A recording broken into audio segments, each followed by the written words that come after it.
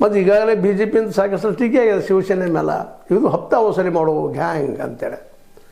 ಮತ್ತು ಇವರು ಅದರಲ್ಲಿ ಇದ್ದಂಥವ್ರು ಸಿಂಧೆ ಅವರು, ಅವ್ರಿಗೆ ನೋವು ಆಗಿರ್ಬೋದಿಲ್ಲ ಅಂತಲ್ಲ. ಹೀಗಾಗಿ ಇವತ್ತು ಬಿ ಜೆ ಪಿ ತುತ್ತು ಕೈಗೆ ಬಂದರೂ ಬಾಯಿಗೆ ಬರ್ತಾ ಇಲ್ಲ ಮೇಯರ್ ಸ್ಥಾನ ಅನ್ನುವಂಥದ್ದು ದೊಡ್ಡ ಚರ್ಚೆ ನಡೆದ. ಇದು ಮೋದಿಯವ್ರಿಗೆ ಆಯಿತು, ಇನ್ನುಳಿದವ್ರಿಗೆ ಆಯಿತು, ದೊಡ್ಡ ತೆಲುಗು ವಿಷಯ ಆಗ್ಯದ.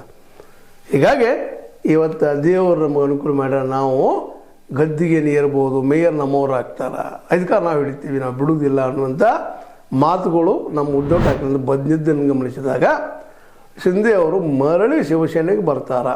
ಅವ್ರದ್ದು ಇವತ್ತು ಒರಿಜಿನಲ್ ಅಂತ ಈಗಾಗಲೇ ಕೋರ್ಟ್ ಡಿಸಿಷನ್ ಆಗಿದೆ, ಆ ಮಾತು ಬೇರೆ.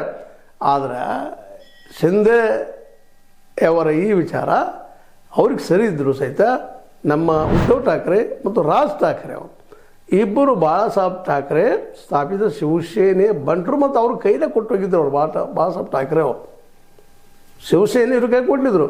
ಆದರೆ ನಂತರದಲ್ಲಿ ನಡೆದ ಡೆವಲಪ್ಮೆಂಟ್ಗಳಲ್ಲಿ ಶಿಂದೆ ಅವ್ರ ಪರ, ಯಾಕಂದರೆ central government B J P ಇರೋದ್ರಿಂದ ಸಹಜವಾಗಿ ಅದು ಕೋರ್ಟ್ನ ಒಳಗೆ ಇವ್ರ ಪರ ಆಗುವಂಗೆ ಮಾಡಿದ್ವು. ಇವತ್ತು ಒರಿಜಿನಲ್ ಶಿಂದೆ ಅವ್ರದ್ದು ಶಿವಸೇನೆ ಅದ, ಅದು ನಮ್ಮೊಳಗೆ ಬಂತಪ್ಪ, ನಾವು ಒರಿಜಿನಲ್ ಆಗಿಬಿಟ್ಟಿವಿ ಅನ್ನುವಂಥ ಮನೋಧರ್ಮ ಬಿಟ್ಟಿದ್ದಿರ್ಬೋದು. ಮತ್ತು ವಿಶೇಷವಾಗಿ ರಾಜ್ ಠಾಕ್ರೆ ಮೇಲೂ ಭಾಳ ಪ್ರೀತಿ ನಮ್ಮ ಶಿಂದೆ ಅವರು. ಯಾಕೆ ಪ್ರೀತಿಪ್ಪ ಅಂತಂದರೆ ಇವರು ಬಾಳಾಸಾಹೇಬ್ರ ಸಂತತಿ, ಒಂದು ಬಾಳಾಸಾಹೇಬ್ ಠಾಕ್ರೆ ಅವರ, ಎರಡನೇದು ಏನಪ್ಪ ಅಂದರೆ ಎಲ್ಲರೂ ಕೂಡಿ ರಾಜಕೀಯ ಮಾಡಿದಂಥವರು. ಮತ್ತು ಅವರಿಗೆ ಇತ್ತು ಏನಪ್ಪ ಅಂತಂದ್ರೆ ಕಾಂಗ್ರೆಸ್ ಜೊತೆಗೆ ಹೊಂದಾಣಿಕೆ ಮಾಡಿದ್ದಕ್ಕಾಗಿ, ಎನ್ ಸಿ ಪಿಗೆ ಜೊತೆಗೆ ಹೊಂದಾಣಿಕೆ ಮಾಡಿದ್ದಕ್ಕಾಗಿ ಇವರು ಬಾಳಾಸಾಹೇಬ್ ಠಾಕ್ರೆ